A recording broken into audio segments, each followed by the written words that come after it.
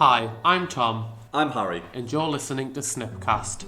SNYPCast is the Southwick Neighbourhood Youth Project's new digital platform, allowing us to continue to deliver our youth work not only during such an unprecedented time, but going forward as we enter a new digital era. Today we'll be joined by SNYP's project coordinator Ruth Walker to discuss what's been going on in SNYP while the youth project's been closed and what you can expect from SNYPcast in the future.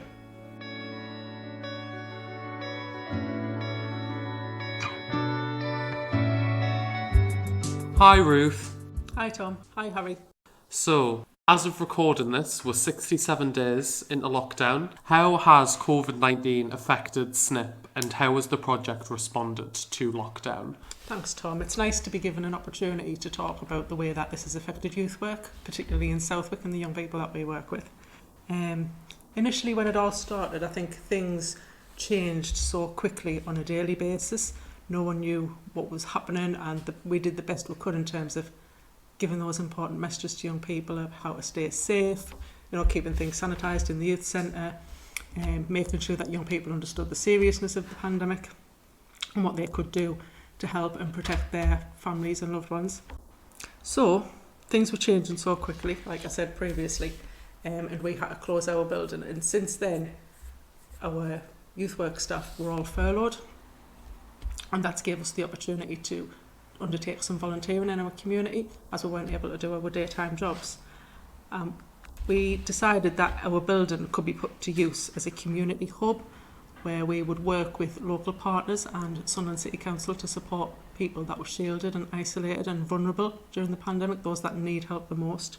And we've got an amazing team of volunteers across the north of the city who've been helping us out with that and doing all sorts of jobs, from shopping to dog walking to make activity packs, which we've delivered over 2,000 to date to young people in this area, just so that they can stay connected and keep in touch with us, and as a bit of a lifeline really, so we can check in with them and see how they're doing, how they're coping at home and what they've been up to. Moving forward, I'd like to hopefully restart some of the youth work that's essential in this area and very much needed in terms of the young people's mental health and well-being.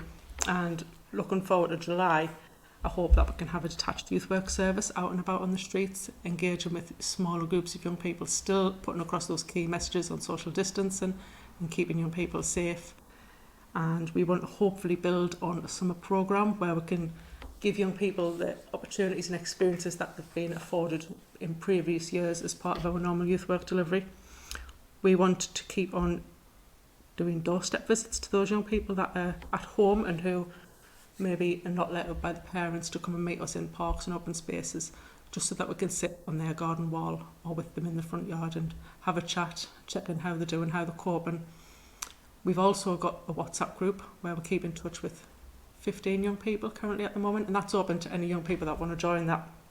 But it also gives them an opportunity if they want to send a text or arrange a visit, and we'll go around to their house and sit and have a conversation with them. So Ruth, what's the vision for SNYPcast in the future in relation to youth work?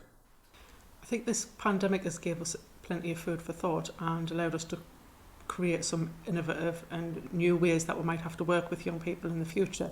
The SNYPcast, I think, is going to be instrumental in that, because it will allow us to do a multitude of things. We can deliver youth work sessions via a podcast based on specific issue-based youth work, such as sexual health or mental health, drugs and alcohol.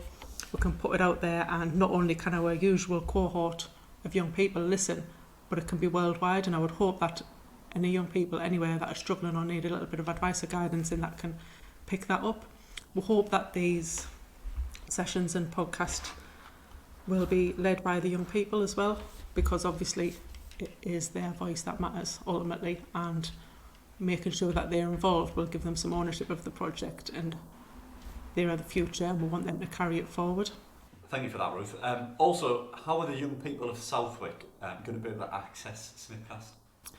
That's an issue that I've been thinking about because of the high numbers of deprivation in this community, and I'm aware that lots of young people won't have access to podcast platforms like Spotify or Podbeam, so we're going to purchase, I hope, with some funding, some tablets and mobile phones that the young people can borrow to listen and download the podcasts. Thank you for listening to the first episode of SNYPCast, and we hope you've been able to get a feel of what we want to do in the future. You can keep up to date with everything that we're doing on our Facebook page, as well as finding our podcasts on Spotify, Apple Music, and at snipcast.podbean.com.